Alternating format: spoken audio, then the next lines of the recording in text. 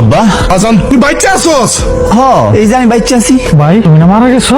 আজকে থেকে একটা বছর আগে সাথের একজন লোক আমারে ফোন দিয়ে কইলো তুই মারা গেছস। আজকে একটা বছর পর তুই হঠাৎ করে করতে আইলি বাবা? আব্বা আমি মরে যাই নাই, 1 বছর আগে বিদেশে আমার পুলিশে ধরে লয়ে যায়। আব্বা নাহার এরকম বউ সেজে রয়েছে কি লেগে? আমি ইমরানের লগে নাহারের বিয়া দিছি।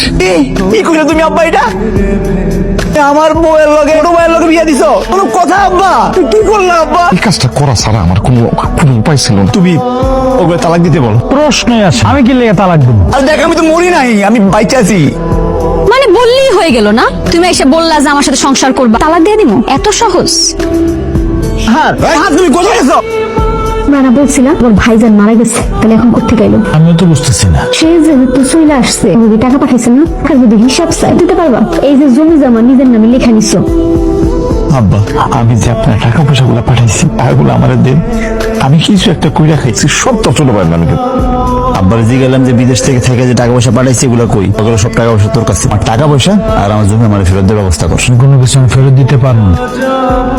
আমি আপনাকে অনেকদিন থেকে বলতেছিলাম, তো আপনি তো বিশ্বাস করেন না। কেন আজকের এখানটা কি হলো? নিজের আপন মানুষ যে আমার বুকে ছুরি মারবে এটা আমি স্বপ্নেও ভাবিনি। তুমি মানে মেলা দিন ধরে কইছিলে, কিন্তু আমি তখন ভাবছিলাম আমি কারেও বিশ্বাস করবো। আর আমি বিদেশ থেকে কষ্ট করছি কার জন্য? আমার এই আপন জনদের জন্য। তারা যে আমার সাথে প্রতারণা করবে আমি স্বপ্নেও ভাবি নাই।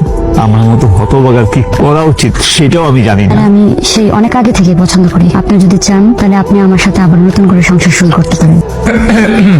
আব্বা আপনি? তোমার সাথে জরুরি কথা ছিল।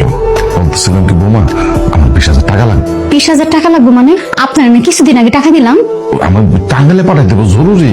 টাঙ্গাইলে কে থাকে? ওই যে ওইখানে জমি কিনলাম না, বায়না করছে যে ওই জায়গায় মাসে মাসে কিস্তি দিতে হবে 20,000 টাকা করে। আপনি থাকেন এইখানে আর টাঙ্গাইলে জমি কিনছেন? জায়গায় খাস জমি অল্প টাকায় পাইছি।